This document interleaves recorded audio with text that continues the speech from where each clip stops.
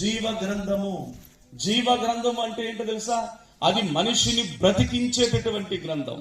మనిషి చనిపోతున్నటువంటి ఆ వ్యక్తిని, ఆ మరణపు అంచుల్లోనికి వెళ్తున్నటువంటి ఆ వ్యక్తిని బ్రతికించగలిగిన గ్రంథం ఈ ప్రపంచంలో ఏదైనా ఉంది అంటే అది నీ చేతిలో ఉన్నటువంటి బైబిల్ గ్రంథం. ప్రియులారా, నీ చేతిలో ఉన్నటువంటి జీవ గ్రంథం.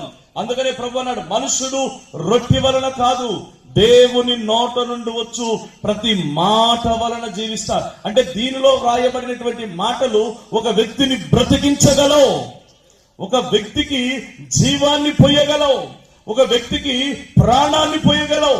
ఒక వ్యక్తి ప్రాణపాయ స్థితిలో ఉన్నప్పుడు తనకు ప్రాణాన్నిచ్చి బ్రతికించేటటువంటి కృప ఇదిగో నీ చేతిలో ఉన్నటువంటి బైబిల్ గ్రంథానికి ఉంది ప్రియులారా. అంతేకాదు, రెండు, ఈ గ్రంథానికి ఉన్న మరొక పేరు ఏంటంటే చారిత్రాత్మక గ్రంథం. ఏ గ్రంథం ఒకసారి చెప్పండి. హలో, అందరు చెప్పాలి. ఏ గ్రంథం ఇది? చారిత్రాత్మక గ్రంథం. చరిత్ర ఉన్న గ్రంథం. భూప్రపంచంలో చాలా గ్రంథాలు ఉన్నాయి, కానీ ఆ గ్రంథాలలో చరిత్ర ఉందో లేదో నాకైతే తెలియదు, కానీ బైబిల్ గ్రంథంలో మాత్రం చరిత్ర ఉంది ప్రియులారా. బైబిల్ గ్రంథంలో పాత నిబంధనలో మనం చూస్తే యెహోషువ గ్రంథము నుండి ఎస్తేరు గ్రంథము వరకు ఆ 12 పుస్తకాలను ఏమంటారంటే చారిత్రాత్మక పుస్తకాలు లేక హిస్టారికల్ బుక్స్ అని అంటారు పిల్లరా. చరిత్ర ఉన్న పుస్తకం. ఇశ్రాయేలు ప్రజల యొక్క చరిత్ర రాయబడినటువంటి గ్రంథం నీ చేతిలో ఉన్న బైబిల్ గ్రంథం. అంతేకాదు, క్రొత్త నిబంధనకు వస్తే ఉన్నటువంటి 27 పుస్తకాల్లో ఒకే ఒక పుస్తకం ఉంది. అది ఏ పుస్తకమో తెలుసా? అపోస్తలుల కార్యములు. అపోస్తలుల కార్యముల పుస్తకానికి ఏ సంఘ చరిత్ర పుస్తకం అని కూడా చెప్పవచ్చు, లేక పరిశుద్ధాత్మ కార్యముల పుస్తకం అని కూడా చెప్పవచ్చు ప్రియులారా. కనుక ఈ గ్రంథానికి ఏ పేరు ఉందమ్మా చెప్పండి ఒకసారి. చారిత్రాత్మక గ్రంథం. అంటే నీ చేతిలో ఉన్న గ్రంథం it is not a ordinary book. It is not a simple book. అది నువ్వు అనుకున్నంత తేలిక కలిగినటువంటి తేలికైన పుస్తకం కాదు. అది జీవ గ్రంథం, అది చారిత్రాత్మక గ్రంథం. మూడవది, ఈ గ్రంథానికి ఉన్న పేరేంటంటే ప్రవచనాత్మక గ్రంథం. చెప్పండి నాన్న ఒకసారి చెప్పండి. ప్రవచనాత్మక గ్రంథం. Prophetical book. ప్రవచనాలు రాయబడిన గ్రంథం. ఇంకొక మాట చెప్పనా, ప్రవచనాలను నెరవేర్చేటటువంటి గ్రంథం.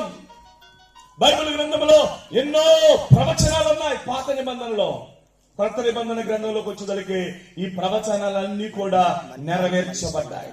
రాత్రి ఒక మాట చెప్పున, దేవుడు ఒకవేళ నీ జీవితంలో ఏదైనా వాగ్దానం చేసినట్లయితే, ఒకవేళ దేవుడు నీ జీవితంలో ఏదైనా ఒక మాట ఇచ్చినట్లయితే, దేవుడు నీ జీవితంలో బిడ్డ నీ జీవితంలో ఈ కార్యాన్ని జరిగిస్తానని ఆయన ప్రవచనం చెప్పినట్లయితే, మాట ఇచ్చినట్లయితే, వాక్యం ద్వారా మాట్లాడినట్లయితే, ఖచ్చితంగా దేవుడు ఆ ప్రవచనాలను లేక ఆ వాగ్దానాలను, ఆ మాటను నీ జీవితంలో తూచా తప్పకుండా నెరవేర్చును గాక.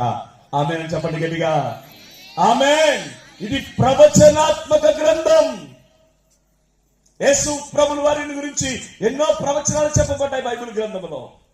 ఆ ప్రవచనాలన్నీ కొత్త నిబంధన గ్రంథంలోకి వచ్చేసరికి అవన్నీ నెరవేర్చబడ్డాయి. ఇంకా ఎన్నో ప్రవచనాలు ఉన్నాయి. ఇశ్రాయేలు ప్రజల గురించిన ప్రవచనాలు ఉన్నాయి, భవిష్యత్తును గురించిన ప్రవచనాలు ఉన్నాయి, రాకడను గురించిన ప్రవచనాలు ఉన్నాయి, రెండవ రాకడ గురించిన ప్రవచనాలు ఉన్నాయి. ఇవన్నీ కూడా ఒక రోజు నెరవేర్చబడబోతున్నాయి. ఆమేన్. ఇక నాలుగవ మాట, నీ చేతిలో ఉన్నటువంటి బైబిల్ గ్రంథం. బైబిల్ మాత్రమే కాదు, పరిశుద్ధ గ్రంథము మాత్రమే కాదు. నాలుగవది, ఇది లోతైన గ్రంథం. నువ్వు ఎంత చదివినా చదవాలనిపించే గ్రంథం, ఎంత విన్నా వినాలనిపించే గ్రంథం, ఎంత మాట్లాడినా మాట్లాడాలనిపించే గ్రంథం.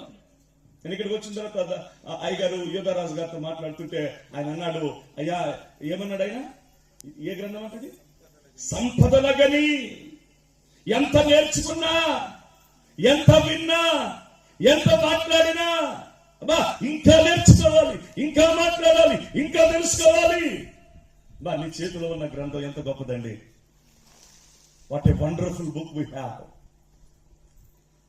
అద్భుతమైనటువంటి పుస్తకాన్ని, అద్భుతమైన గ్రంథాన్ని దేవుడు మన చేతిలో పెట్టాడు. నిజంగా వీఆర్ బ్లెస్డ్ పీపుల్ అంటాను నేను. Really we are blessed people. ఎందుకో తెలుసా, మన చేతిలో ఉన్నటువంటి గ్రంథము లోతైన గ్రంథం.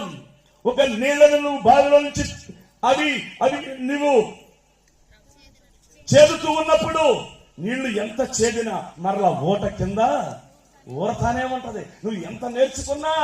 చాలా మంది అంటారు ఐ నో ఎవ్రీథింగ్ అంటారు.